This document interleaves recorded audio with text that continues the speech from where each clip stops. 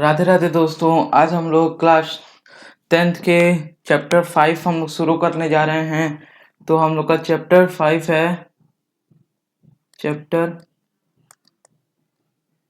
5 हम लोग शुरू करने जा रहे हैं। तो हम लोग का चैप्टर 5 क्या है?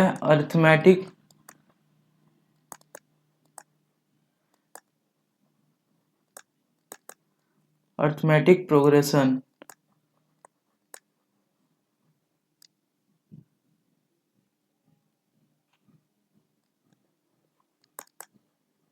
ठीक, तो देखिए, सबसे पहले हम लोग जान लेते हैं कि अरिथमेटिक प्रोग्रेशन क्या होता है और इसका क्या क्या फंक्शन होता है, मतलब कि इसके अंदर क्या क्या टर्म्स आते हैं।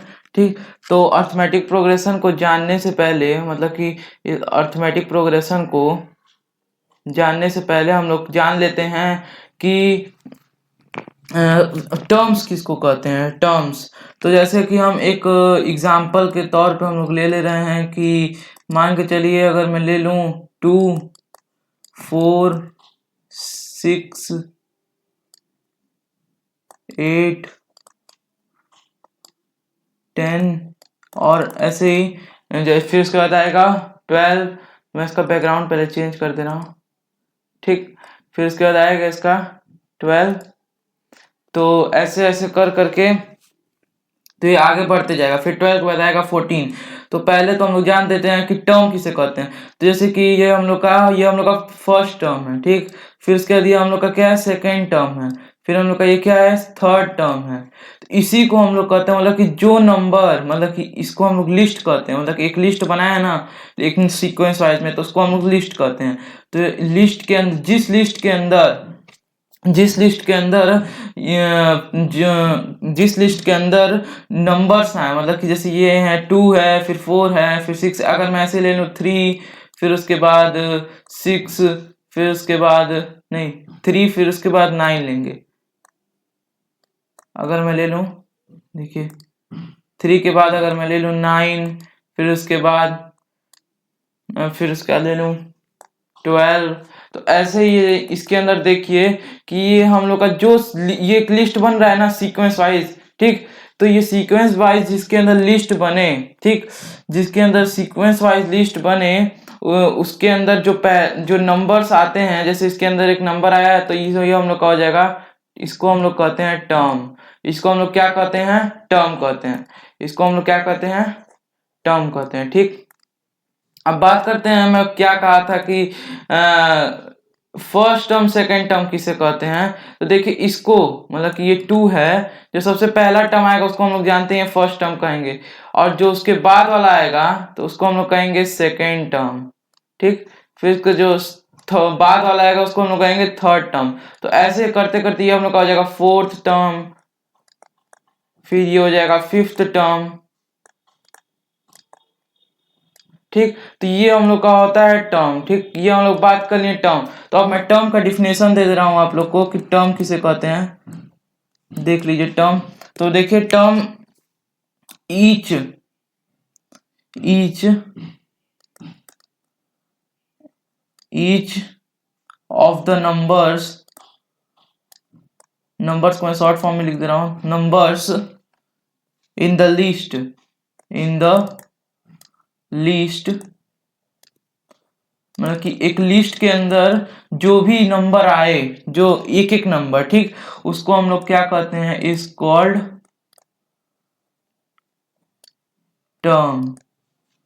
उसको हम लोग क्या कहते हैं? टर्म्स कहते हैं। ठीक, तो जैसे आपको बता ही दिए कि ये पहला टर्म हो जाएगा, फिर ये दूसरा टर्म हो जाएगा, फिर ये तीसरा टर्म हो जाएगा, ये हम लोग का चौथा टर्म हो जाएगा, ये हम लोग का पांचवा टर्म हो जाएगा। ठीक, ये हम लोग का टर्म के बारे में बात करनी। अब बात करते हैं कि एपी किसे कहते हैं। इसके बाद हम लोग का आएगा एपी। एपी हम लोग किसे कहते हैं, तो चलिए अब बात करते हैं एपी के बारे में।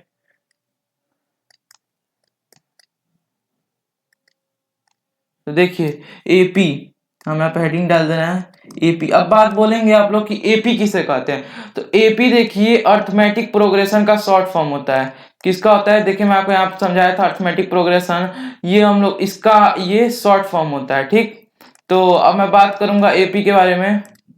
देखिए एपी, एपी ये भी एक लिस्ट ऑफ, मतलब कि मैं इसका एग्जांपल के तौर पे समझा दे रहा हूँ। ये 2 हो गया, ये 4 हो गया, ये 6 हो गया, ये 8 हो गया, फिर उसके बाद आएगा 10, 12, 14, 16 एंड सो ऑन, ऐसे ऐसे करते करते इनफाइनाइट तक, या nth टर्म, उसको लास्ट में nth टर्म कहते हैं। अभी मैं बता रहा हूँ आप लोग को, देखिए। तो ये एक ऐसा लिस्ट के अंदर, मतलब कि एक लिस्ट के अंदर, मतलब कि एक लिस्ट हम लोग का बन गया, एक लिस्ट के अंदर in which each term is obtain, मतलब कि एक एक टर्म, जैसे कि ये पहला टर्म है ना, ये कहीं से आया तो जरूर होगा। तो मैं अगर मैं मान लूँ, मतलब कि मैं लिख दूं 2, ठीक। तो अब बात करता हूँ कि इसके बाद क्या आएगा, इसके बाद क्या आएगा। तो देखिए, अगर मैं इसके अंदर मैं 2 को ऐड कर दूं, ठीक, अगर मैं 2 को ऐड कर दूं इसके अंदर, ठीक, 2 को ऐड कर दूं, क्या आएगा, 4 आएगा। तो देखिए ये क्या कह रहा है एपी का डिफिनेशन, कि ऐसा कोई लिस्ट ऑफ नंबर, मतलब एक लिस्ट के अंदर ऐसा कोई लिस्ट ऑफ नंबर, ठीक, ये लिस्ट ऑफ नंबर है, तो इस ऐसा कोई लिस्ट ऑफ नंबर जिसके अंदर एक ईच टर्म, मतलब एक एक टर्म को ऐड करें ऐसे फिक्स्ड नंबर से, मतलब कि हमेशा एक फिक्स्ड नंबर से, ठीक, हमेशा एक फिक्स्ड नंबर। जैसे हम 2 को ऐड कर दें 2 से तो 4 हो गया, अगर 4 को मैं ऐड कर दूं 2 से तो क्या हो जाएगा, 6 हो जाएगा। फिर उसके बाद 6 को ऐड कर दूं, मतलब कि एक फिक्स्ड नंबर से हम लोग ऐड करने हैं, वो क्या है, 2 है। तो इसको हम लोग कह सकते हैं कि ये हम लोग का एपी है, ये हम लोग का एपी है, ठीक, ये हम लोग का एपी है। तो चलिए अब हम लोग बात करते हैं कि इसका डिफिनेशन कैसे लिखेंगे। तो डिफिनेशन हम यहाँ पे लिख दे रहे हैं, ठीक, ऊपर वाले को इरेज करके, नहीं चलिए मैं नीचे ही लिख दे रहा हूँ। देखिए एपी का हम डिफिनेशन लिख दे रहे हैं। देखिए, in a list of number, in a list of number, ठीक, in a list of number each in which each term, in which each term, मतलब कि एक एक टर्म, टर्म मैं आपको बता दिया हूं, ठीक, ईच टर्म इज ऑब्टेन्ड, मतलब कि ईच टर्म हम लोग का कैसे ऑब्टेन्ड हो रहा है, इज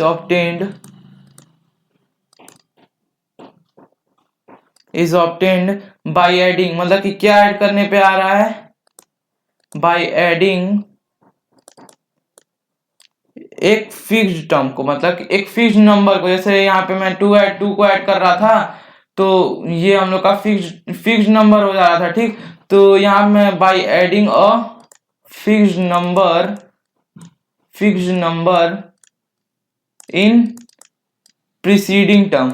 आप लोग बोलेंगे प्रीसीडिंग टर्म किसे कहते हैं, ठीक। तो प्रीसीडिंग टर्म देखिए किसे कहते हैं, कि जो ऐसा टर्म, ठीक, ऐसा टर्म जिसके अंदर जैसे कि ये मान के चलिए ये हम लोग का 4 ला दिए, ठीक, 4 ला दिए, तो इसका प्रीसीडिंग टर्म क्या होगा, 2 होगा, ठीक। इसको हम लोग कहते हैं प्रीसीडिंग टर्म, और एक्सीडिंग टर्म क्या होगा, 4 होगा, ठीक, 4 होगा। तो यहाँ तक आप लोग समझ गए होंगे। अब बात करेंगे nth टर्म क्या होता है, ठीक। nth टर्म देखिए क्या होता है, कि जैसे अगर मैं बात बोलूं कि एक एपी है, ठीक, एक एपी है, एक एपी हम लोग मान ले 2, 4, 6, 8 और ये डॉट डॉट डॉट इनफाइनाइट। तो अब बात करते हैं इनफाइनाइट पे क्या आएगा, तो हम लोग उसको क्या कहेंगे, nth टर्म कहेंगे, ठीक, क्या कहेंगे, nth टर्म कहेंगे, ठीक। तो ये हम लोग का ये 2, 4, 6, 8 ये हम लोग का लास्ट तक जाएगा nth टर्म तक। तो ये हम लोग का हो गया nth टर्म के बारे में। अब बात इसके एक्सरसाइज तक पे करते हैं। तो ये आशा करता हूँ आप लोग नोट कर लिए होंगे, अगर नहीं नोट किए तो फटाफट इसको नोट कर लीजिए, ठीक, ये आप लोग नोट कर लीजिए, ये आप लोग नोट करिए, तब तक मैं आ रहा हूँ।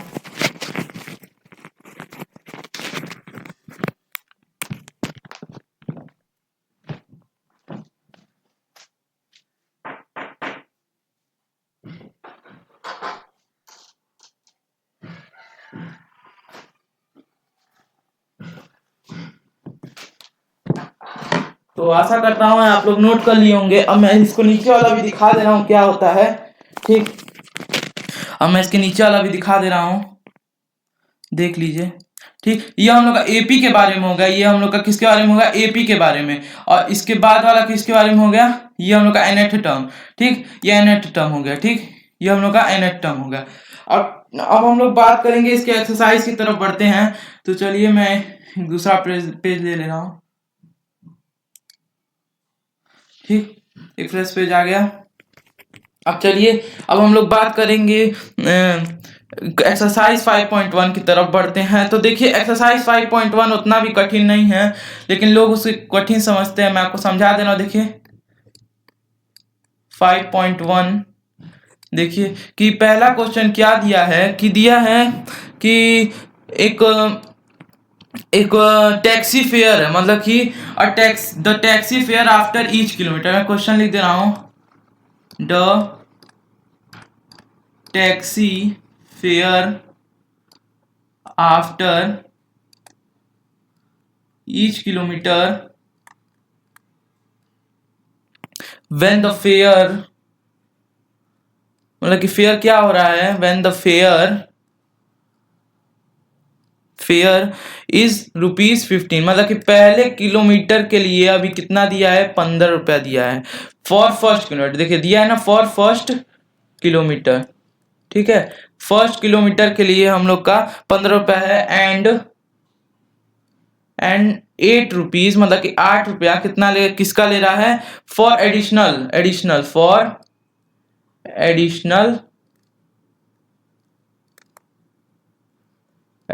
किलोमीटर। ठीक, तो देखिए क्वेश्चन में क्या कहा है, मैं आपको हिंदी में समझा देता हूं। तो देखिए कि एक टैक्सी फेयर है। ठीक, एक टैक्सी का प्राइस है, एक टैक्सी का प्राइस है ईच किलोमीटर का 15 रुपया ले रहा है। ठीक, ईच किलोमीटर का कितना ले रहा है, 15 रुपया। ठीक है, एक किलोमीटर का मतलब कि ले रहा है 15 रुपया फॉर फर्स्ट किलोमीटर। मतलब कि पहले, मतलब कि जैसे हम लोग टैक्सी में जा रहे हैं तो हम लोग बोले कि 1 किलोमीटर जाना है तो 1 किलोमीटर सिर्फ 15 रुपया लेगा। अगर हम लोग बात करें 2 किलोमीटर जाने की, तो 2 किलोमीटर में क्या हो रहा है कि 15 + 8 हो जा रहा है। तो ये हम लोग का हो जा रहा है 15 + 8, तो कितना हो जाएगा, 23 हो जाएगा। ठीक, ये हम लोग का 23 रुपया ले रहा है 2 किलोमीटर जाने का, और 1 किलोमीटर जाने का 15 रुपया। तो अब बोलेंगे 3 किलोमीटर का कितना लेगा, तो 15 + 8 मतलब कि 2 बार इसको प्लस कर दो, या 2 से मल्टीप्लाई कर दो 8 को 2 से मल्टीप्लाई कर दो। तो ठीक है, तो ये हम लोग का दिया है टैक्सी फेयर का। तो ये कितना आएगा, 8 से ऐड करने पे आएगा 31 आएगा। ठीक, अब हम लोग बढ़ते हैं इसके सोल्यूशन की तरफ। इसके अंदर सोल्यूशन कैसा दिया है, तो हम लोग इसको सीक्वेंस वाइज में सोल्यूशन लिख देंगे। थोड़ा सा मैं नीचे कर दे रहा हूँ, आप लोग बुक लेके बैठिए जिसकी वजह से आप समझ पाए। ठीक है, तो आंसर देखिए आप लोग को। ठीक, तो आंसर देखिए कि फेयर फॉर फर्स्ट किलोमीटर, देखिए फेयर फॉर फर्स्ट किलोमीटर कितना ले रहा है पहले किलोमीटर के लिए। देखिए पहले किलोमीटर का कितना अभी बताया हूं मैं, 15 रुपया ले रहा है। ठीक, 15 रुपया ले रहा है पहले किलोमीटर के लिए। तो फिर दूसरे किलोमीटर के लिए कितना लेगा, दूसरे किलोमीटर के लिए कितना लेगा, 15 + 8 रुपया लेगा। ठीक, तो 8 कितना हो जाएगा, 23 रुपीज टोटल लेगा। तो थर्ड के लिए कितना लेगा, थर्ड किलोमीटर के लिए 15 + 8 × 2, तो कितना हो जाएगा, 31 हो जाएगा। तो 8 × 2 वही होगा 16, या 8 + 8 लिखे, दोनों एक ही होगा। ठीक, और ऐसे फोर्थ का निकालेंगे तो 8 × 3 कर देंगे तो कितना हो जाएगा, 39 हो जाएगा। तो ऐसे ही करते करते आप निकाल सकते हैं। तो देखिए हम लोग का एपी क्या बन रहा है, एपी हम लोग का क्या बन रहा है। ठीक है, एपी देखिए 15, फिर उसके बाद आ रहा है 23, फिर उसके बाद आ रहा है 31, फिर उसके बाद 39 आएगा।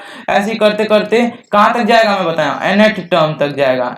ठीक, nth टर्म तक। ठीक, nth टर्म तक। ठीक, अब बात करते हैं कि जैसे ये एपी है कि नहीं है, ये बताना है, क्वेश्चन में ये दिया है। ठीक, तो देखिए कि ये हम लोग का क्या है, ये हम लोग का फर्स्ट टर्म। और मैं एक बात बताना भूल गया था कि फर्स्ट टर्म को हम लोग कैसे रिप्रेजेंट करते हैं। देखिए आप लोग, फर्स्ट टर्म को हम लोग, फर्स्ट टर्म को देखिए, फर्स्ट टर्म को हम लोग फर्स्ट टर्म, ठीक है, फर्स्ट टर्म को हम लोग कैसे रिप्रेजेंट करते हैं, ए से करते हैं। किससे करते हैं, ए से करते हैं। और आप लोग के लिए एक नया आया होगा कि कॉमन डिफरेंस,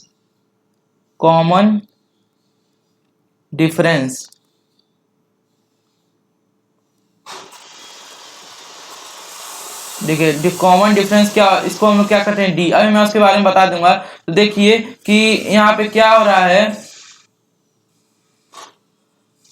तो देखिए ये हम लोग का दिया है कि जैसे कि 15 हम लोग का क्या है, 15 हम लोग का ए है, मतलब कि फर्स्ट टर्म है। और ये हम लोग का क्या हो जाएगा, सेकेंड टर्म हो जाएगा। तो इसको हम लिखेंगे ए प्लस डी, इसको हम लोग लिखेंगे ए प्लस 2d। अब हम लोग को मान के चलिए अगर हमको डी निकालना है, ठीक है, डी निकालना है, तो डी कैसे निकालेंगे, देखिए कॉमन डिफरेंस निकालना है। तो देखिए कॉमन डिफरेंस का फॉर्मूला होता है T2 माइनस T1, ठीक है।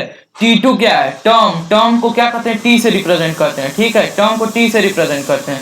तो T2 क्या है, 23 है। 23 में से अगर 15 को घटा दिया जाए तो कितना होगा, बताइए कितना होगा, 8 होगा, ठीक है। तो ये हम लोग का कॉमन डिफरेंस आ गया, ठीक। और लेकिन एक और बात मैं आपको बता रहा हूं, ठीक है, एक और बात मैं आपको बता दे रहा हूं कि देखिए अगर जैसे दे दिया हो कि मतलब कि बताना है कि कॉमन डिफरेंस सेम है कि नहीं है। अगर कॉमन डिफरेंस सेम होगा तभी तो हम लोग बताएंगे कि इसका वो एपी है कि नहीं है। तो अगर मैं T3 माइनस T2, तो देखिए अगर T2 minus T1 T3 minus T2 का इक्वल है तो ये हम लोग कह सकते हैं कि एपी है। जैसे कि T2 माइनस T1 का आ रहा था 8, ठीक, और इसका T3 माइनस T2 का 31 माइनस 23 करेंगे, अगर 31 माइनस 23 करेंगे तो कितना आएगा, 8 आएगा, ठीक। तो ये हम लोग का 8 आ गया। तो ये हम लोग कह सकते हैं डिफरेंस अगर एक ही आ रहा है कॉमन डिफरेंस, तो हम लोग कह सकते हैं कि क्या है, ये एपी है। ये क्या है, ये हम लोग का एपी है, ठीक है। तो मैं आपको बता देता हूं। तो देखिए अब ये आपका पहला क्वेश्चन कंप्लीट हो गया है, ठीक। अब मैं बता दे रहा हूं कि ये कैसे इसको आप करेंगे, जैसे डी को कैसे करेंगे। तो देखिए अगर मैं 15 23 को एग्जांपल में ले लूं, 31 फिर उसके बाद आ जाएगा 39, ये dot dot dot till nth term. तो देखिए जैसे कि अगर हम लोग एग्जांपल में ले लिए तो ये हम लोग का क्या हो जाएगा, ये हम लोग का ए हो जाएगा, ये हम लोग का क्या हो जाएगा, डी हो जाएगा, ठीक। ये हम लोग का जगह डी हो जाएगा। तो अगर मैं कहूं कि ए की वैल्यू दी है 15 और डी की वैल्यू दी है, डी की वैल्यू हम लोग को निकालनी पड़ेगी। अगर जैसे डी की वैल्यू दी है 8, ठीक, और ए की वैल्यू दी है 15 दी है, तो हम लोग 15 प्लस 8 करेंगे तभी तो हम लोग का निकलेगा 23। हाँ, तो देखिए ये हम आपको फॉर्मूला बता दे रहे हैं कि जैसे देखिए ये 15 प्लस 8 करने पे ही 23 आएगा। तो देखिए कि जैसे टर्म 1 का क्या होगा, ए होगा, ठीक, क्योंकि टर्म 1 ए ही होगा। और टर्म 2 का क्या होगा, देखिए ए प्लस डी होगा। और टर्म 3 का क्या होगा, ए प्लस 3d हो जाएगा। और टर्म 4 का ऐसे क्या हो जाएगा, ए प्लस 4d। जैसे कि अगर हमको ए प्लस 2d होगा, यहाँ पे ए प्लस 2d, ठीक। इसके टर्म 4 का क्या आएगा, ए प्लस 3d हो जाएगा। तो जैसे ए प्लस 2d का निकाल दिए थे 23, देखिए ये 22 आ गया। अब T3 का निकाल देते हैं। तो देखिए ए की वैल्यू दी है 15 प्लस 2 इंटू डी की वैल्यू दी है 8, तो ये हो जाएगा हम लोग का 31। देखिए आ गया ना। देखिए ये हम लोग का ऐसे हम लोग फॉर्मूला से निकाल सकते हैं। तो ये आशा करता हूं आपको पहला क्वेश्चन समझ में आ गया होगा, ठीक। ये पहला क्वेश्चन आपको समझ में आ गया होगा।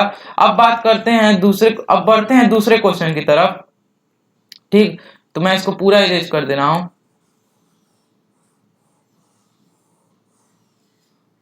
देखिए तो देखिए दूसरा क्वेश्चन में क्या दिया है, देखिए जैसे कि बोला है द अमाउंट ऑफ, अब मैं एक क्वेश्चन लिखूंगा नहीं, आप लोग अपने बुक से पढ़िए और आप लोग, मैं आपको सॉल्व करके बता दे रहा हूँ, ठीक। द अमाउंट ऑफ सिलेंडर, मतलब कि एक सिलेंडर है, एक मान के चलिए रुपये में बड़ा सिलेंडर बना दे रहा हूँ। एक सिलेंडर है, मतलब कि उसके अंदर गैस कितना भरा है, मतलब कि एयर उसके अंदर प्रेजेंट है, मतलब एलपीजी गैस प्रेजेंट है, ठीक। एलपीजी का सिलेंडर, ठीक, उसके अंदर प्रेजेंट है, ठीक, एयर। तो अगर मैं उसके अंदर से वैक्यूम पंप की मदद से, किसकी मदद से, वैक्यूम पंप की मदद से, वैक्यूम पंप की मदद से एक चौथाई भाग का उसका एयर निकाल दिया, या तो 1/4 उसका एयर निकाल दिया 1/4 का, तो अगर मैं बोलूं कि इसका वॉल्यूम कितना दिया है, नहीं दिया है, इसका वॉल्यूम हम लोग को नहीं दिया है, वॉल्यूम हम लोग को नहीं दिया है, तो हम लोग को पहले तो वॉल्यूम को अज्यूम करना पड़ेगा। तो हम लोग बात करते हैं इसके वॉल्यूम को अज्यूम करने की तरफ, ठीक है। तो देखिए आप लोग का क्वेश्चन थोड़ा सा दिमाग में बैठाना पड़ेगा। लेट द वॉल्यूम बी 64, ठीक है। ये हम लोग को क्या अज्यूम करना पड़ेगा, 64 अज्यूम करना पड़ेगा। क्या अज्यूम करना पड़ेगा, 64 अज्यूम करना पड़ेगा, ठीक। तो 64 हो गया। अब बात करते हैं कि जैसे कि अगर मुझे T1 निकालना हो, तो T1 हम लोग का क्या दिया है, ऑलरेडी 64 दिया ही है, ठीक है। 64 हम लोग को दिया ही है, देख सकते हैं आप लोग, 64 हम लोग को वॉल्यूम दे दिया। तो ये हम लोग का ए हम लोग मान लिए, ठीक है, ए है, ये हम लोग का ए है। तो अगर मैं एक चौथाई भाग इसके अंदर से रिमूव कर रहा हूं, मतलब कि निकाल रहा हूं, अगर मैं इसके अंदर से, देखिए अगर मैं एक सिलेंडर था ना जो, तो उसके अंदर से एक चौथाई भाग निकाल देना होगा, वैक्यूम पंप से निकल जा रहा है 64 में। देखिए हम लोग वॉल्यूम कितना लिए, 64 लिए हैं, तो 64 में एक चौथाई भाग निकल जा रहा है, तो 1/64 अगर इनको कर दें तो हम लोग का क्या आ जाएगा, 16 आ जाएगा। तो इसका T2 की वैल्यू क्या आ जाएगी, देखिए 64 को अगर माइनस कर दें 16 से तो कितना आएगा, 48 आएगा। कितना आएगा, 48 आएगा, देखिए, ठीक है, 48 आएगा। तो ये तो हो गया हम लोग का दूसरा टर्म, ठीक है। आप लोग ये समझ गए होंगे। तो ऐसे हम लोग तीसरा भी निकाल लेंगे। तीसरा हम लोग का क्या हो जाएगा, अगर मैं 48 को फिर से अगर उसके अंदर से एयर निकल रहा है वैक्यूम पंप की मदद से, तो 12 हो जाएगा। तो 48 में से अगर 12 को घटा देंगे तो कितना हो जाएगा, 36 हो जाएगा, 36 हो जाएगा। तो ये हम लोग का एपी बन रहा है, क्या बन रहा है, एपी बन रहा है, ठीक है। ये हम लोग का क्या बन रहा है, एपी बन रहा है, ठीक है। अब बात करते हैं, मैं इसके बगल में इसका सोल्यूशन लिख दे रहा हूं, ठीक है। जैसे देखिए ये हम लोग का 12 हो जाए, 36 हो जा रहा है, ठीक है। तो अब बात करते हैं इसके, एपी बन जा रहा है, तो एपी देखिए एपी क्या बन रहा है, 64 हो रहा है, फिर उसके बाद आ रहा है 48, फिर उसके बाद हो रहा है 36, फिर उसके बाद so on, फिर उसके बाद आएगा 27। तो ये एन टर्म तक जाएगा इनफाइनाइट तक, ठीक है। तो अब बात करते हैं कि जैसे कि अगर मुझे एपी दे दिया है, अब ए इसका वैल्यू है, ठीक है, ए। अब चेक करना है कि एपी है कि नहीं। ये एपी हम लोग को पता नहीं है अभी, ये हम लोग निकाले हैं बस उसका टर्म, ठीक है। ए हम लोग को दिया ये, और डी हम लोग को भी दिया, डी हम लोग निकाल लेते हैं। डी क्या हो जाएगा, D equal to T2 minus T1 हो जाएगा, ठीक है। तो कितना हो जाएगा अब मुझे चेक करना है एपी। तो देखिए अगर मुझे चेक करना है, मैं आपको नीचे समझा दे रहा हूँ, फिर उसके बाद मैं इस पे आ रहा हूँ, ठीक है। अगर मुझे एपी चेक करना है, एपी, तो ठीक है, तो मैं अगर डी की वैल्यू बस दी और ए की वैल्यू दी है, तो मैं डी की वैल्यू को, नहीं डी की वैल्यू नहीं दी, अगर डी की वैल्यू दी ही नहीं है और टर्म 2, टर्म 1 और टर्म 3 या कोई भी टर्म दिया रहे, टर्म 4, ठीक है, और ए की वैल्यू दी हो, ए की वैल्यू दी हो, ठीक है, तो T2 minus T1 equal to T3 minus T2 का फॉर्मूला मैं आपको बताया था, तो ये अप्लाई कर दीजिएगा। अगर ये इक्वल आ गया डी की वैल्यू दोनों में, ठीक है, तो ये हम लोग का क्या हो जाएगा, ये हम लोग का हो जाएगा एपी, ठीक है, एपी हम लोग का हो जाएगा। तो यही मैं अप्लाई कर दे रहा हूं वहां पे, ठीक है, यही मैं वहां पे अप्लाई कर दे रहा हूं। देखिए देखिए यहाँ पे जैसे कि T2 minus T1 equal to T3 minus T2 अगर करूं तो T2 क्या है, T2 दिया है 48 में से अगर 64 को 64 माइनस 48, देखिए गलती हो गई, 64 में से अगर 48 को, नहीं देखिए माइनस में आएगा, 48 में से अगर 64 को घटा दिया जाए, देखिए 48 में से अगर 64 को घटा दिया जाए तो कितना होगा, इसका कितना होगा, ये आएगा माइनस का 16 में, ठीक है, माइनस में आएगा, ठीक। अगर मैं यही कहूं कि अगर ये हम लोग का 16 आ गया, ठीक है, यहाँ पे लिख दे रहा हम लोग 16, ठीक है, -16 या 16, ठीक है। उधर माइनस माइनस कैंसिल हो जाएगा तो इक्वल आ जाएगा, ठीक है। देखिए तो अब T3 माइनस T2 कितना है, 36 माइनस 48 हम लोग का निकालना है। तो 36 माइनस 48, देखिए 36 माइनस 48 कर देंगे तो कितना आएगा, -12। तो ये हम लोग कह सकते हैं कि ये हम लोग का AP नहीं है, ये हम लोग का AP नहीं है, ठीक है। तो ये हम लोग का दूसरा क्वेश्चन AP नहीं है, ठीक है। देखिए 16 इक्वल टू 12 आ रहा है तो कहाँ से AP हो जाएगा, तो ये हम लोग का AP नहीं है, ठीक है। ये हम लोग का नॉट एन AP, तो हम लोग लिख देंगे नॉट एन AP, ठीक है। अब बढ़ते हैं तीसरे क्वेश्चन की तरफ, ठीक है। ये आप लोग देख लीजिए कैसे हुआ है, ठीक है। यहाँ तक आप लोग समझ गए होंगे, ठीक है। ये हम लोग कर दिए हैं, ठीक है। तो अब बढ़ते हैं तीसरे क्वेश्चन की तरफ। देखिए तीसरा क्वेश्चन क्या दिया है कि ये भी पहले वाले की तरह ही है, ठीक है। ये भी पहले वाले की तरह ही है। देखिए टैक्सी फेयर दिया ही है, तो अब हम लोग निकाल ही सकते हैं। देखिए देखिए अब बात करते हैं तीसरे वाले की तरफ, और सॉल्यूशन में आपको दिया होगा अज्यूम करके v, ठीक है। या तो v भी हम अज्यूम कर लीजिए उसकी जगह, या तो कुछ भी 64 या कोई भी नंबर अज्यूम कर लिए तब भी वही आएगा, ठीक है। इसको मैं दूसरा पेज ले लेता हूँ, रुक जाइए, ठीक है। दूसरा पेज हो गया, ठीक। अब बात करते हैं थर्ड वाले की तरफ। थर्ड वाले की तरफ देखिए थर्ड वाला दिया है कि जैसे कि कॉस्ट ऑफ डिगिंग, मतलब कि एक वही है जैसे पहले वाला था, एक कॉस्ट ऑफ डिगिंग ले रहा है। जैसे वो टैक्सी वाला था तो 1 किलोमीटर के 15 रुपए ले रहा है, फिर एडिशनल के लिए 8 रुपए बढ़ा दे रहा है। तो ये एक कॉस्ट ऑफ डिगिंग मतलब कि 1-1 मीटर बढ़ा, गड्ढा खनने का 1 मीटर ये कितना ले रहा है, देखिए 150 रुपए ले रहा है, ठीक है। 150 रुपए ले रहा है, और 2 मीटर का बोल रहा है कि हम लेंगे 150 प्लस 50 लेंगे, ठीक है।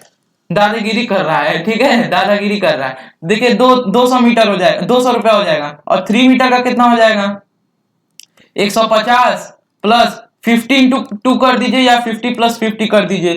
तो ये हम लोग का ले रहा है 50 इंटू 2 कितना हो जाएगा, 100 प्लस 250 ले रहा है, ठीक है। तो ये हम लोग का ऐसे ले रहा है, ठीक है। तो अब बात करते हैं इसके सोल्यूशन। इसी में देखिए सोल्यूशन छुपा भी है। देखिए ये हम लोग का क्या हो गया, मैं आपको बता देता हूँ। देखिए हम लोग का क्या हो गया, T1 हो गया, ये हम लोग का T1 हो गया, ये हम लोग का T1 हो गया, ये हम लोग का T2 हो गया, देखिए T3 हो गया। देखिए यहाँ बन रहा है ना, देखिए 150 हो गया, ये 200 हो गया, 250 हो गया, ठीक है। ये देखिए ये हम लोग का हो गया। यहाँ तक तो आप लोग समझ ही गए होंगे कि 1 मीटर का ले रहा है 150 रुपया, 2 मीटर का कितना लेगा 50 रुपया बढ़ा के ले रहा है, आप क्वेश्चन में ही दिया है, ठीक है। अब बात करते हैं कि जैसे कि अब ये हम लोग का AP फॉर्म हो रहा है कि नहीं, ये हम लोग का AP फॉर्म हो रहा है, ये हम लोग को पता नहीं है, ठीक है। ये हम लोग को पता ही नहीं है, ठीक है। तो हम लोग का A क्या दिया है, A दिया हम लोग को, ये हम लोग का दिया है A। तो A हम लोग को दिया है 150 दिया है, ठीक है। D हम लोग को पता, वैसे हम लोग को AP फाइंड करना है, तो हम लोग T1 T2 T3 दिया ही है, तो हम लोग D इक्वल टू क्या लिखेंगे, T2 minus T1 equal to T3 minus T2, ठीक है। और आपको इसके अंदर एक और कंफ्यूजन हो सकता है कि आपको एनसीईआरटी में A1 A2 करके दिया हो, तो वही T1 T2 मैं T1 T2 करके कराता हूँ, उससे आप लोग जल्दी समझ जाएंगे। T for term, T for term, ठीक है। तो देखिए T2 क्या है, T2 हम लोग को क्या दिया था, 200 दिया था, 200, ठीक है, माइनस, और T1 क्या था, 150 था, ठीक है। और T3 क्या है, 250 है, माइनस 200 है। तो देखिए आप क्या आ रहा है, एकदम साफ साफ देखिए आ रहा है 50 इक्वल टू 50 आ रहा है। तो ये हम लोग का क्या हो जाएगा, ये हम लोग का AP हो जाएगा। ये ऊपर वाला क्वेश्चन हम लोग का, ये हम लोग का इट इज एन AP, आप लिख देना इट इज एन AP। ये हम लोग का क्या हो जाएगा, AP हो जाएगा। यहाँ साफ साफ नजर आ रहा है, देख लीजिए आप लोग, इसका आप लोग नोट कर लीजिए, देख लीजिए। ये आप लोग सबसे छोटा छोटा क्वेश्चन है, ये बस दूसरा वाला नहीं है। अब हम लोग अगले क्लास में हम लोग बात करेंगे दूसरे वाले क्वेश्चन और तीसरे वाले और चौथा वाले के, तो हम लोग अगले क्लास में 5.1 खत्म कर देंगे। तो आशा करता हूँ आपको समझ में आया होगा। तो अगर आपको समझ में आया तो लाइक शेयर और सब्सक्राइब जरूर करिएगा। और थोड़ा सा मैं हैंड राइटिंग पे इम्प्रूव करूंगा, क्योंकि ये मेरा पहला सेकेंड टाइम अटेम्प्ट है। मैं पहले टाइम वीडियो बनाया था लेकिन वो सही नहीं हुआ था, तो ये मेरा सेकेंड टाइम है। तो राधे राधे, धन्यवाद।